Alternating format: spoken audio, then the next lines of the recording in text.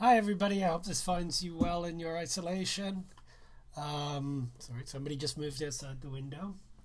I'm going to be continuing with chapter 4 today on chill. I've had a request for it, and I've got my audience here with me. Say hello. Yes, that's Oreo. Oreo's a good little isolation buddy. Makes you feel less isolated, doesn't it? Doesn't it? He's happy that I'm here. Oh, yes. Anyway. Sorry. You can need to do a certain amount of petting there. Anyway, let me continue. Chapter 4.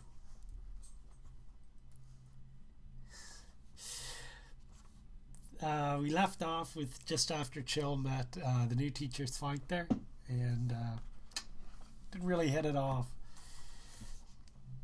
The rest of the class was uneventful. Everyone worked quietly, trying to focus on their writing. I am sure we were all wondering what tortures lay ahead. I took some solace in the subtle burn that Chill had managed to lay on the teacher. It was things like that made Chill popular with the guys.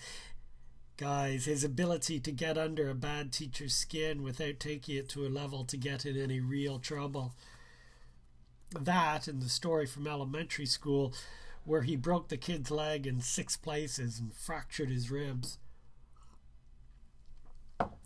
He wasn't popular like going to parties popular or captain of a soccer team popular. He was more allowed to do what he wanted without a lot of ridicule from fellow students popular. He got a lot of respect, and Chill knew he had that respect, and he gave the respect back to everyone. He wasn't a part of a clique. He didn't talk just to jocks or computer geeks. He talked to everyone equally. But I was his only close friend. Girls liked Chill's confidence. But Chill was only interested in one girl, Sarah Langdon. Sarah was awkward, clumsy even, but I think that was mainly because she always had her arms filled with books. She held the books tight to her chest, and she had this overloaded backpack over her shoulder. She carried it all with her so that she wouldn't have to go to her locker and she could hide out in the cafeteria or library. Her method of surviving high school, and everyone needs a method, was to make herself invisible. And she was to everyone, but Chill. She was cute enough in a plain glasses-wearing bookworm kind of way, but I didn't see the attraction. After completing my assignment, I looked over at Chill. He was watching Sarah, who sat at the back in the seat closest to the door. I hadn't noticed her there before that. When the bell rang, Sphincter told everyone to hand in their assignments. I took Chill's up with me. You didn't say they were due at the end of the class, Max said. I'm saying it now. But I'm not finished. Then you'll be starting the semester with an F. I can give you what I got, Max said. If it isn't finished, I don't want it. But, Mr. Sphincter mocked, may I remind you you're already on probation. I don't like to be pushed. Then I heard the books fall. I didn't have to look to know they were Sarah's. I also didn't have to look to know that Chill would already be there helping her pick them up. Mr. Sphincter did need to look. He sighed loudly, "Oh!" and shook his head disapprovingly. Then he returned to the book he had been reading all class. Chapter 5. The afternoon was uneventful, filled with A-type teachers. Chill and I were in different classes. We met up after school and went to his place. We always went to Chill's because his mother worked evenings and wasn't home till 7:30. Chill's mom, Orchid, worked as an anchor at the local station doing local news. She was a very driven woman, strong from her long flowing brown hair to her perfect ankles. Anyway, she read a lot of self-help books and had the quotes hanging up all over the house, like see it, be it, believe and be, fear nothing, that type of thing. She would post them, she'd read them, and she'd follow them. A few years ago, she had noticed that the local station didn't have a Crime Stoppers segment. She got a camera and got her husband at the time, Bill, a fool of a man for letting such a precious flower go, to shoot reenactments using local actors. She announced the segments and starred in them a couple times. She was such a good actress that I heard once people even called the police on her thinking that the footage was the actual crime, and the police picked her up and took her to the station. It took a few hours to sort it out, although I think that they just did it so they could spend more time with her, and who could blame them? The station soon took her on doing reports, but they didn't hire her husband, and I think it was the jealousy that brought an end to the marriage. You see, she was sent out on to report a local fire, but always wanting to look her best, she stopped by the house for a change of clothes. The way I heard it, as it was told to my mother by her friend when I happened to be outside the kitchen door with my ear pressed against it, was that when she arrived, she saw a car in the driveway that belonged to one of the local actresses. Orchid invited the cameraman to come inside. She made sure he was rolling when they entered the bedroom. Orchid then proceeded to grab her change of clothes and take out a suitcase for Bill, telling him, "If you have your stuff out of here by the time I get home, I might let you keep some of it." Then she went back to work and got the story. I think she may have won an award for her coverage on that, but I'm not certain on that. Chill still sees his dad every other weekend when his father makes the time. Orchid tries to make sure he does. A boy needs her father, she says. Orchid was a great mom, always encouraging and looking out for Chill, not that Chill needed looking out for. That was why she didn't reveal her true feelings for me. I was sure that when we went off to university, Chill would be old enough to handle it, and she'd finally take me aside and confess her undying love. I was willing to wait.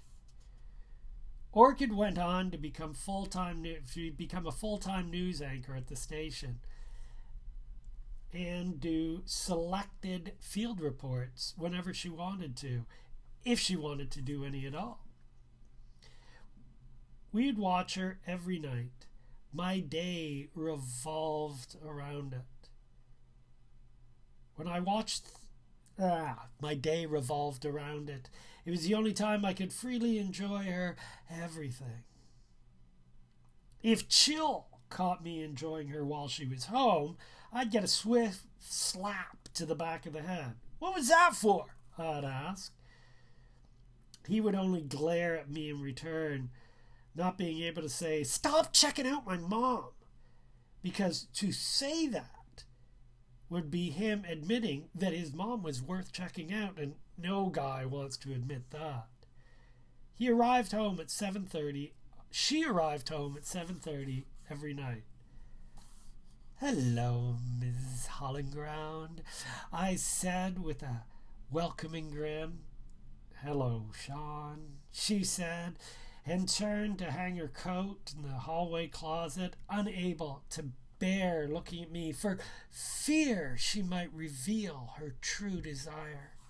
"Whack! What was that for?" I said to Chill, rubbing the back of my head. Chill glared. While most guys had an irrational fear of blindness from impure thoughts and deeds, I had a very real risk of a concussion or severe damage or severe brain damage. It didn't stop me, though, or even discourage me. How was your first day back at school? Chill's mom asked. Fine, Chill said. Our English teacher's a real jerk, I said. Now, why do you say that? She inquired. Just is, I said, but then went on to elaborate on what had happened. Maybe you just need to give him a chance, she said. This was Orca's one imperfection. She, like all adults, always took the side of other adults, thinking that as a teenager, I was prone to exaggeration. How was your day? Chill asked her. Good, she replied. They were asking about you at the station. After his parents separated, Chill spent a lot of time at the station with his mom. He got to do all kinds of cool stuff, like learn how to operate the camera, hang with the local news people who were celebrities in our little town.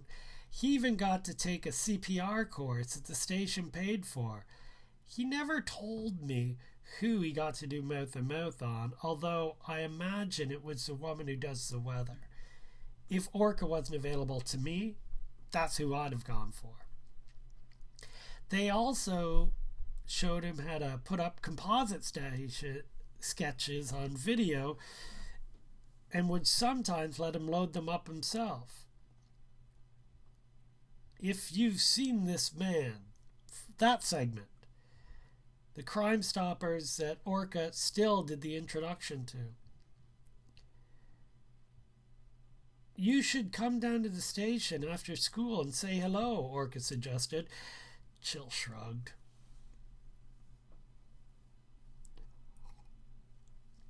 I'll come down, Miss Allenground, I volunteered. Orca opened the fridge and reached for something on the bottom shelf. Whack! What? I asked, rubbing the back of my head again and looking at Chill. Chill glared at me. Shouldn't you be getting home? Orca asked, teasingly. My parents don't mind, I told her, to continue our banter. All the same, I think they'd like to see you, she said. She does this all the time. When she thinks she can no longer contain herself in my presence, she casually asks me to leave. I show mercy. Yeah, I guess, I say, grabbing my bag. Oh, yeah! Chill's going to be doing the school mural. Really? She said. That's great. It's not a big deal, Mom, Chill said. It's not even for sure. He'll be doing it for sure, I confirmed. And when it's unveiled, I'll be there with the camera crew, she said. It'll be the story of the year. Little did she know. Little did any of us know. She kissed Chill on the cheek and gave him a big hug. I'm very proud of you. Are you proud of me? I asked and held my arms wide. Yes, she replied. I leaned in for a kiss. Go home, she said. So coy. Okay, hope you enjoyed. Hope your isolation is going well. What a strange thing to say. And I hope we get through this safely and quickly and things can not go back to normal, go back to being even better than they were before. Let's think positive that way and all work together to get through this. Thanks. Bye-bye.